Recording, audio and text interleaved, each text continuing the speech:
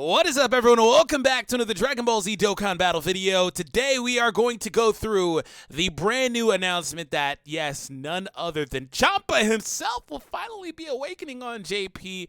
Of course, that's not obviously the only reason why I'm here, but we're going to be talking about the fact that my favorite unit in Dragon Ball Z Dokkan Battle is getting an awakening. I say that, but hold on. Let me consider that. I think maybe he might be down at number 2 now. But nonetheless, in general, I love this unit. I always love this unit. I rainbowed this unit on Global, and I plan to do the same on JP. Even though I've been saying and have been following suit on the fact that I don't really want to wail as heavy, and I haven't been rainbowing the last few units. But Hit, like I said, is one of my favorite units.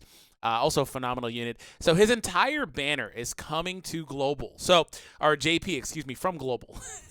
So we're going to go ahead and go over it, and we'll cover the Universe 6 and all of that stuff just to give you guys everything that you need to know. So a lot of you guys might be looking at this as a good opportunity to kind of cool down on JP, in which case, obviously, the banner wouldn't be too appealing to you, and maybe you're looking at this as a bonus because you can avoid it. But again, for me, I'm looking at this like, well, Legends just released 2 back-to-back insanely hype banners, and now I'm kind of dry, but okay. But fortunately, we don't need translations or anything like that for these characters. They've been in the game technically for months now, since December 24th. Wow, it's been a while, man. So we're going to talk about the characters, and then I'll come back, and then I will talk about how I feel about the fact that JP finally got this and the gap between both versions and stuff. So, Universe 6 and Universe Survival Saga. He was technically the first dual category lead in the game, right shortly after we did get the movie characters on JP, but regardless, this guy was the first one put into the game, and other than that, obviously still making his way over to JP. In fact, let me actually, he's making his way to JP. Let me pull up the movie characters. I do believe they were the first ones. We did have this Trunks and Mai come out, but that wasn't dual cat. It was category and typing, which was different. It's kind of like Vegeta now. Transforming Vegeta's not dual cat, but he basically is, but he's not because he's got that super typing sub. So when did you come out? 26th on JP. Yeah, 2 days later after Hit came out on Global. I remember people were massively skipping Hit. Okay, anyways. Universe 6, 3 key 170. This is the Universe 6 category.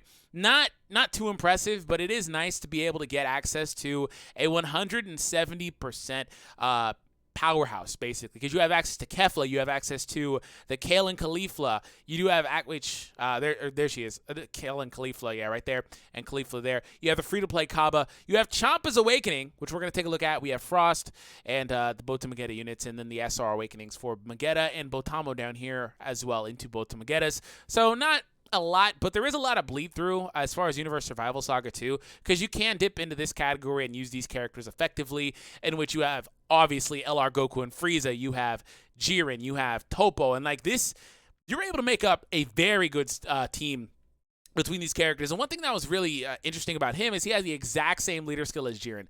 So Jiren was category and type, by the way. I didn't even notice that. But anyways, category type, 3 key and 150%, which is the same as Tech Hit. 3 key. He literally has Jiren's leader skill, not weaker or better. It's just the exact same one as his sub. So very good.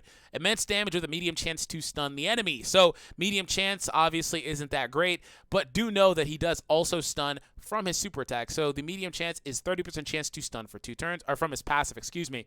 So attacked enemies do lose 20% attack and 80% of their defense for 2 turns. Okay, so very good debuff. So you have a unit that has immense damage. He has stunning, he has debuffing of both stats as well, and he has 2 stun chances. So high chance to stun the attacked enemy for 1 turn. That chance is a 40% chance to stun the attacked enemy for 1 turn. Again, high, medium, these numbers do change depending on the unit, basically. They're not always the same, like, oh, 50% or whatever the case is.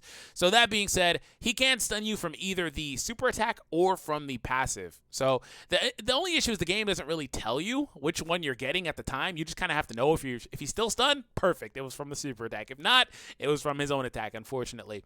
Attack plus 120% when performing a super attack. Insanely good boost there. Plus an additional 80% attack and attack effective against all types. Yes, that is the Gogeta mechanic. The effective against all types mechanic kicks in when the target enemy is stunned. So he gets another 80% and effective damage when the target enemy is stunned. He cannot, by the way, let's just go ahead and get this out of the way right now. Hit cannot utilize this secondary passive on his first attack if the enemy is not stunned. That's part of the reason why I went heavy investment in additionals, because I want for him to maybe additional super. If he stuns on his first attack, which is all RNG, but if he stuns on the first attack, or like, you know, he's really good with Jiren because Jiren can stun, whatever the case is. If he stuns, though, on his first attack, which is perfect, it won't have the boost, unfortunately, but his second attack will get the 80% and the effective against all types mechanic built in. So that's really good. If the enemy is already stunned at the time of his passive kicking in, regardless of the means, is when he gets it. I've been playing with this unit for a very long time, and that's how he works. So Hit is a phenomenal unit, by the way. Some people will still say he's not that good because of the playstyle. You know, at worst, he's still a 120% attack damage unit with immense damage. If you literally strip him of a lot of his conditional stuff, like sometimes you can't debuff, sometimes you can't stun, and well, if he can't stun, he doesn't get the 80%, and he doesn't get the effective against all types. If you strip him of all of those things, that does make him, in my opinion, an average Dokkan Fest unit, basically with just 120%, because he doesn't have any natural defense. His defense comes in the form of debuffing. But if you give him all of those things, I think he's one of the best Dokkan Fest units in general. Experienced fighters, in-fighter, shocking speed, cold judgment, by the way, tournament of power, warriors of Universe 6, and fierce battle. So on his team, he's always going to super. There's no ifs, ands, or buts about it. Universe 6 and tournament of power, that's just too much. Too much key. Not to mention he also has shocking speed and fierce battle. So shocking speed and fierce battle are very versatile links, and they're on a lot of good units. So we're going to take a look at CHAMPA's Awakening here. CHAMPA's Awakening now offers Universe 6 category allies 2 key and 40%. He is one of the best units to have on this team alongside Hit. If you're using Universe Survival Saga category, maybe you don't run him, maybe you just run Topo. And also, I believe the APT, Attack Per Turn Optimal version of the team, features double Topo, the Awakened Topo and non-Awakened Topo instead of CHAMPA for that exact reason. And CHAMPA does also have a 25% chance to get a 200% attack increase on his passive.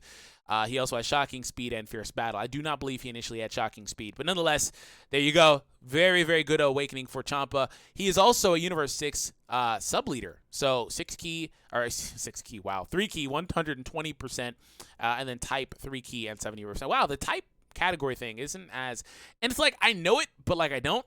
When I say things, like sometimes I just kind of say things. That sounded way worse than it was when I was talking about the Trunks My card earlier. I guess it was new for LRs then. Anyways, full power frost, 2 key, 90% to STR types. Greatly raises attack for 1 turn and causes supreme damage. So great attack raise is a 50% raise, and coupled with supreme, it's good enough.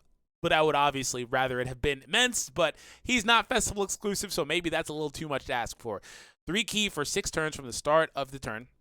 So he has a 3 key, 6 turn bonus, 6 turn, 3 key bonus from the start of the battle. So there you go.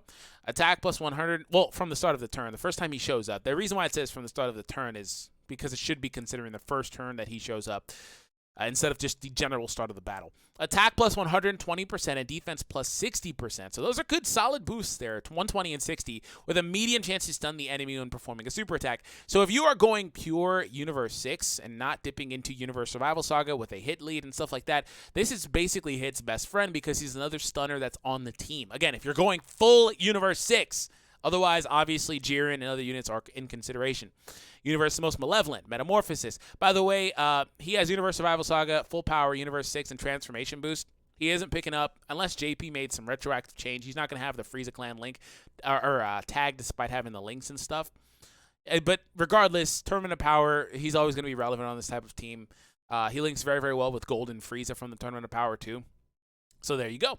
All right, so we will now take a look at the other new unit, and I'm not really going to go over the Awakening because they're the same, but 2 key and 70% when facing only 1 enemy, plus an additional 2 key and 30% when facing 2 or more enemies. Wait, what? When facing only 1 enemy, you get 70% and 2 key. You get an additional 2 key and 30% when facing 2 or more. So does that mean that you get all of these buffs regardless? Because this first part makes me think that you only want to be fighting 1 enemy. But then there's the word additional, so I'm going to say you get all of them. That's really interesting wording. In this unit here, defense plus 80%, high chance to reduce the damage received as well by 50%. So 50% chance, I believe. Yep, 50% chance to cut the damage by 50 while having a defense bonus. Not bad at all. The original unit, they're based kind of off the original units. Plus, attack plus 40% when facing 2 or more enemies. So that was how it started out. Very, very brief. They're kind of just filler. But anyways, we do have Botamagetta, the real one. 2 key 90% to int type, supreme damage, and raises defense by 30% for 6 turns. This is a defensive unit. In fact, one of the best ones in the game, actually. Key plus 3 and attack and defense plus 100%. So you have a defense boost on the super and on the passive. Guard activated against all attacks on HP is 80% or below. Unfortunately, you do have to get below 80%. But when you do, you have the Janemba blocking against all effects. So you have the Gogeta mechanic on hit, and then you have the Janemba mechanic on all of these units, but also on Botamagetta as well now. So that's really, really cool to see. I'm very, very excited about the fact that these characters are coming over here. So very briefly, I just want to kind of touch on the fact that, you know, we do have a lot of, you know, when it comes to the games, right? JP has always been months ahead because it was released months later. And Global's always been months back because it was released months later. Global earlier, JP earlier, Global later. And because of that, they've always been separated, and they basically always will be. But there have been, like, every year there seems to be a period where, you know, Global gets within, like, 3, maybe 2 Dokkan Fests, and then JP just takes off. But I will say, it's something to keep an eye on. I don't think they ever will catch up to each other because I don't think that they're planned to do that. They don't want them to catch up. Obviously, it generates more revenue. But what I will say, though, is it's something to keep an eye on about how close they get. Right now, they're about 5 Dokkan Fests or so apart if you consider the anniversary units, which already means they have to wait a certain amount of time, by the way. They can't really get close. But if Global keeps getting more Global First stuff, like exclusives, that is something to consider because obviously this stuff was going to come over to JP. The main telling factor was the fact that CHAMPA awakened. They weren't going to let CHAMPA not awaken on JP. Unless Global gets exclusive Dokkan Fest, which I doubt, where they like never come to JP. This type of stuff slows JP down because it puts JP in a period where they have to release content that Global already got a long time ago. And then the dual releases, like transforming Vegeta on both versions, also slow JP down because it's not something new that they have that Global doesn't have. So it kind of slows them down, and that's kind of how they got in this position. But ultimately, something to keep an eye on. But ultimately, thank you all for tuning in. I hope you guys enjoyed. I'll be uploading another video showcasing this team just to give you guys an idea for what you were looking into. Have an awesome day. Thank you all for your support, and I'll catch all of you guys in the next one.